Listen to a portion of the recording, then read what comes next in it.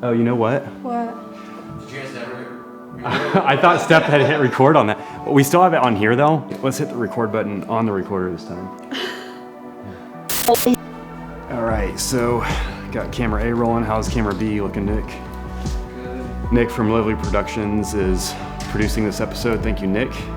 We have a 1DX, a 5D Mark IV, EOS R, 3 cameras for a podcast, but it's okay because I like cameras. This is Jawfox post-production, episode 3, take 1. Hey everyone, Alexander here, back at you with another podcast, another episode of post-production, a podcast designed to explore the creative process and feature creatives from all over. I'm joined today by Kay Brooks, a model, an up-and-coming model out of the Hampton Roads area. She is joining us today talking about finding your creative process, finding you as an artist, so stay tuned.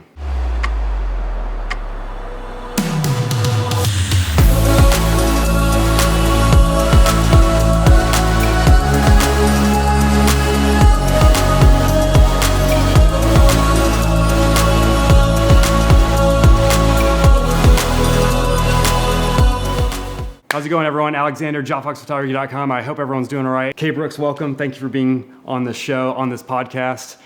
Tell everyone a little bit about yourself. Introduce yourself, please. Hey guys, so as he said, I'm Kay Brooks. I am from Hampton Roads, Virginia, Suffolk, Virginia to be exact. I started modeling not too long ago, so earlier this year, and it's been a journey, so we're going to talk more about it. Very nice. Yeah, we just did a photo shoot for the first time. I've never worked with her before, but we had been talking about doing some work for some time. It was an awesome experience. I loved working with you, and I could tell you were very comfortable with yourself, with your creative style.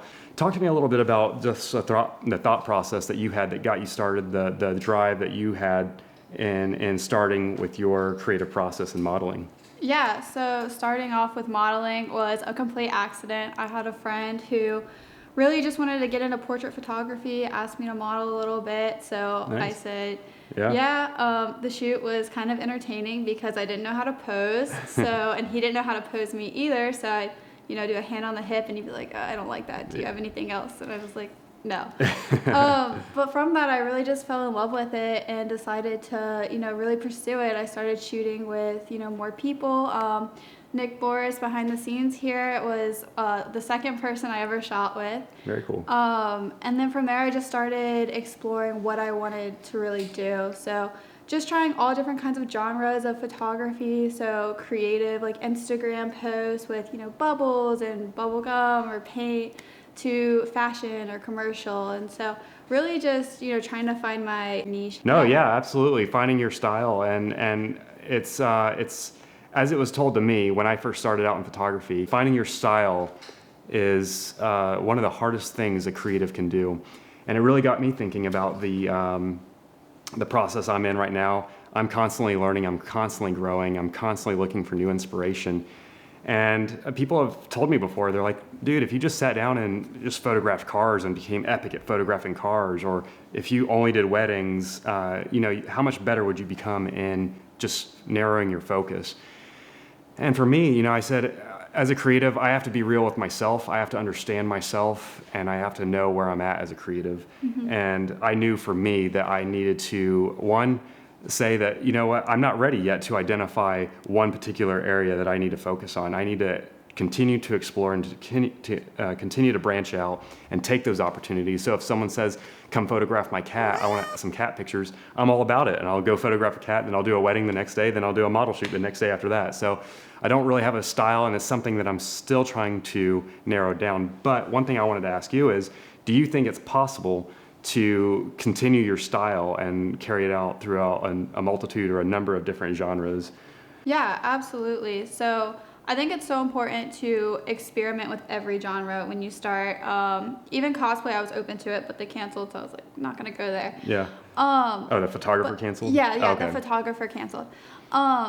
But I think it is possible to, if you wanted to do a boudoir shoot, but say your brand for yourself is angelic and pure and innocent, you can still carry that into boudoir, you can still make every style uniquely your own. So that's really what I've done, is I haven't limited myself to one genre, but I'm very open to other genres and just making that my own, and people know that, hey, that's her style in that photo. Same thing applies to me. When I get hired to do a wedding gig or even a corporate gig, I'm always told, and sometimes most times it's a good thing, sometimes it's a bad thing, but I'm always told, they're like, your style is so dramatic. You have all crazy lighting, and like sometimes there's smoke and like all that, but like, I sometimes I tell clients straight up, look, this is how I operate, this is how I do things.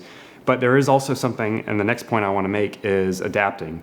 Adapting, I think, is absolutely critical for a creative, because you take your style and you constantly form and mold into something that's not necessarily relevant, but something that is allowing you to progress and allowing you to move along. I'm a big believer of the saying, it's not the strongest that survive, it's the most adaptable that survive.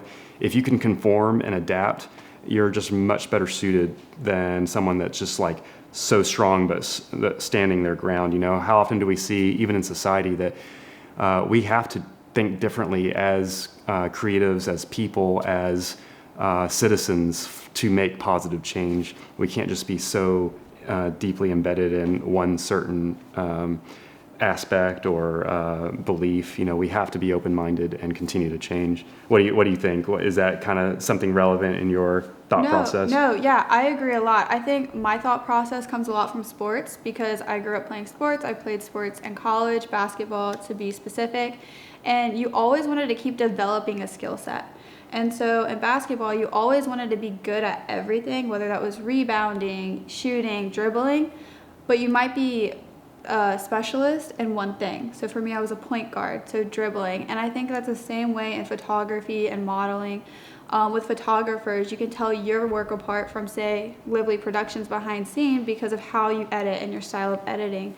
I think the same thing is what I found in modeling is, yeah, I'll do other shoots. I'll do boudoir. I'll do creative, commercial, fashion. But I would say where my specialty lies is in being creative and coming up with creative concepts, but not being closed-minded to other genres. It's a journey, right? You're walking along a path, and just you continue accepting new opportunities, new options as they come along. Having a little of your style continually mixed in with it. I think one of the aspects to understanding growth and your passion is to understand why it is, and to remind yourself why it is you started in the first place, right? So for me in photography, videography, I'm always thinking back to why I started. And for me, it can all be summed up to see the world around me differently. I was in a dark spot at a certain point in time, but I used photography as an outlet and used it as a therapy, essentially. I met new people. I became addicted to people's stories and their passion, and exploiting that passion. And that's what drove me, essentially. And I find passion in working with creatives such as yourself, who are willing to spend an entire afternoon just to create, and keeping in mind that the stuff that we create can last and has the ability to last forever. And who knows, it might even help inspire someone to be creative and to do something that would make their life just a little better. And even if you can just help one person or inspire one person, I think that's absolutely worth it. Do you find it being an issue to compare yourself with other models at times, or?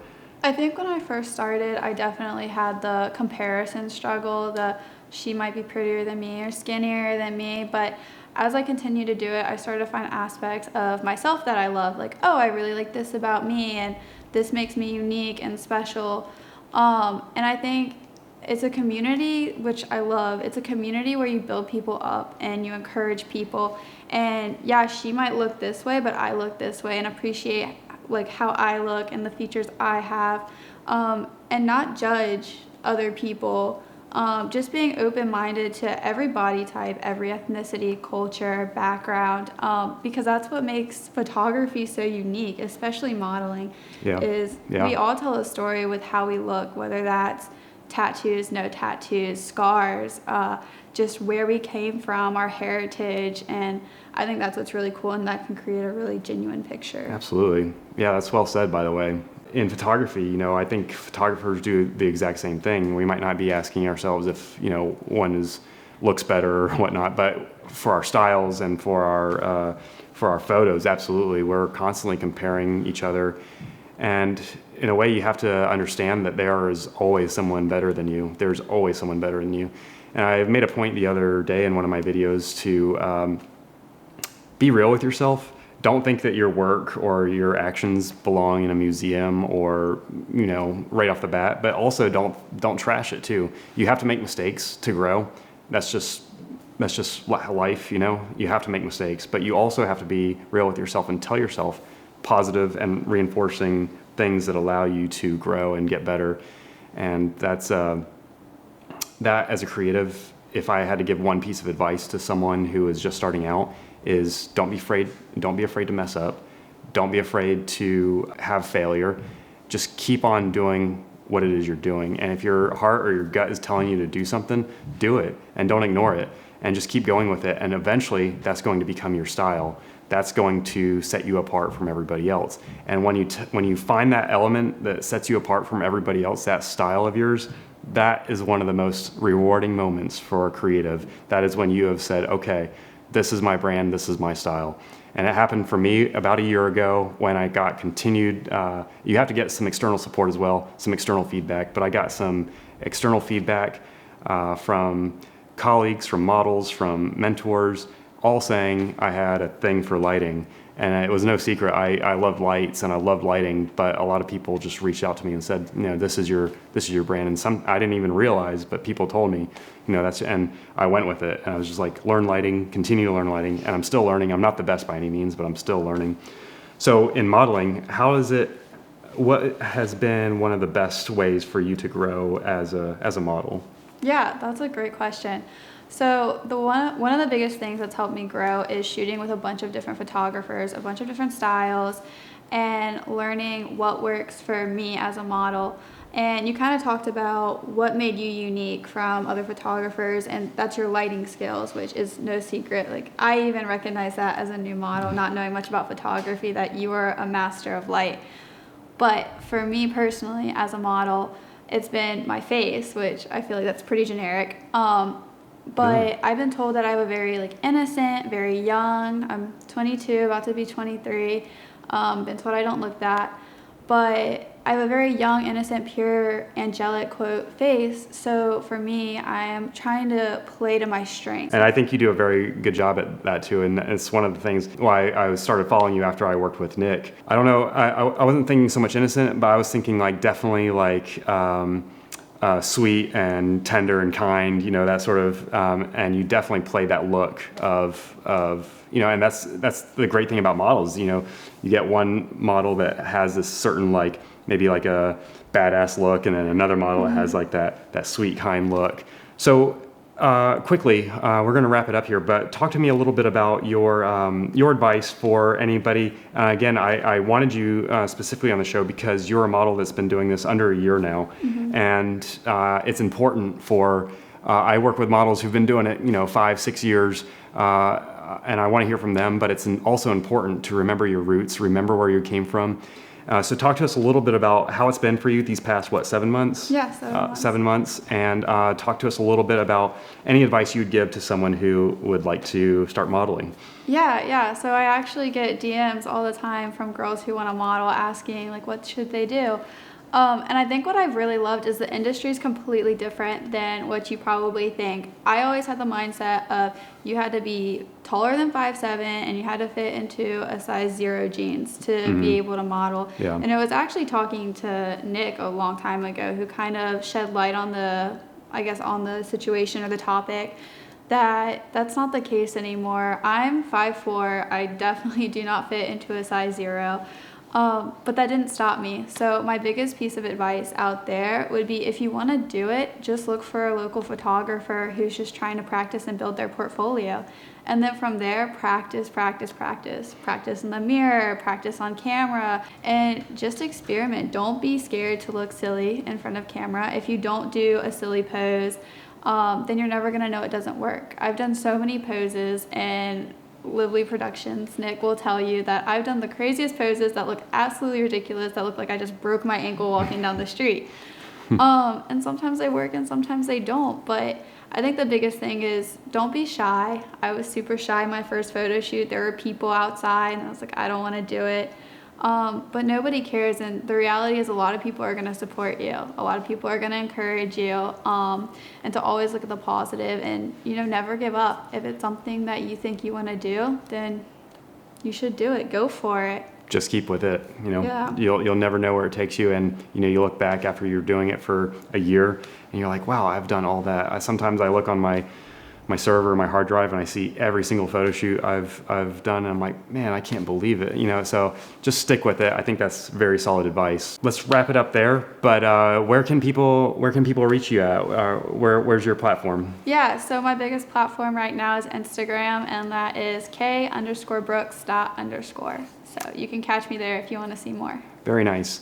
The takeaway from this podcast is to find your creative drive, understand that you don't necessarily have a style just yet, but once you do find that style, go with it and roll with it. Don't worry about what other people think, and don't compare yourself to other people. Just keep being you, keep doing what it is that you know that it's your calling, and if you don't know what that is yet, just keep doing it anyway.